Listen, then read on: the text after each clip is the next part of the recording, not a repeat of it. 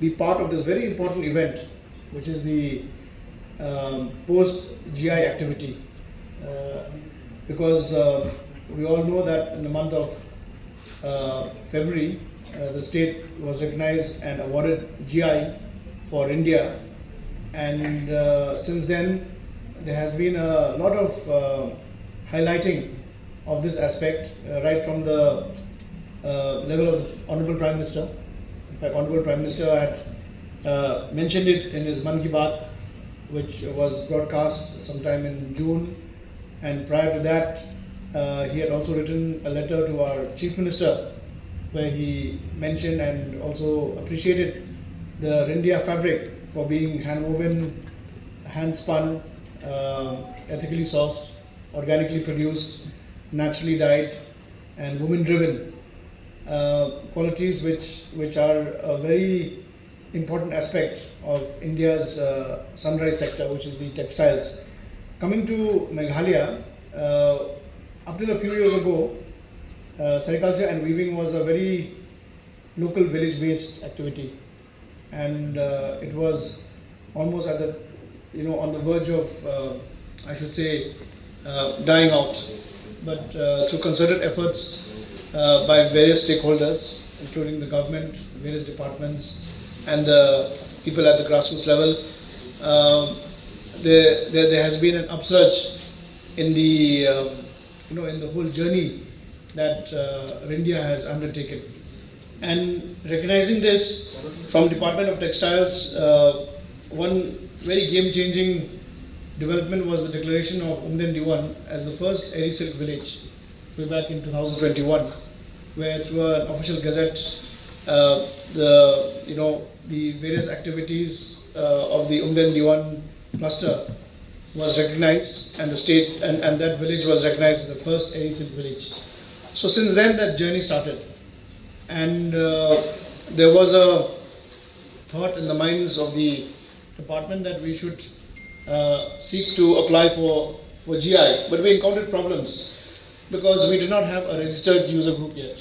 So from the department, we in fact motivated Mr. Precious Mung and his group of weavers to to mobilize themselves into the Rindia Producers Organization, into the Meghalaya Rindia Producers Organization, and after the department facilitated the mobilization of the organization, then we actively collated materials from all over historical records which date back to 200-300 years ago from the British archival material which we sourced from the British libraries, and also we had a lot of materials which we sourced from various countries including France.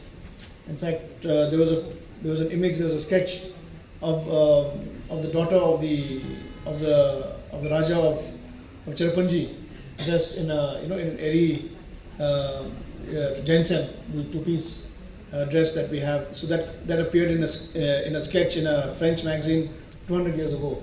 So things like those, plus we also drew on the source material of many other researchers. There was another Scottish researcher called Anna,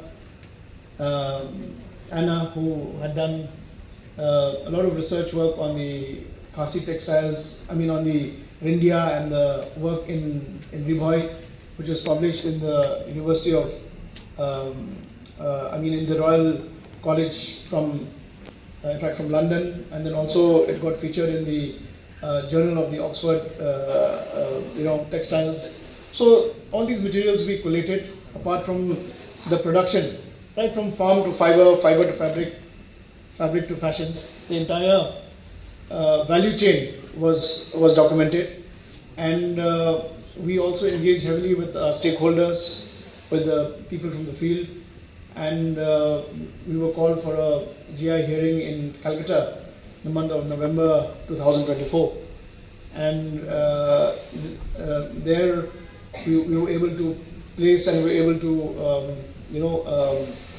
showcase all these historical as well as archival records, as well as the unique manner of production. Apart from that, one very important aspect that I would like to highlight with you is that this activity, in fact, benefits over 50,000 families which is quite a large section, considering that Meghalaya population is about 30 lakhs. 50,000 is quite huge if you like if you translate them into. I'm talking about families only, so it could be into 4 into 5. So as per records, there are about 47,430 sericulture farmers and 42,755 weavers and allied workers directly or indirectly involved. So that is quite a huge number in terms of the contribution to the economic livelihoods, and that number is steadily growing as well. I'm also happy to share with you that in terms of the production,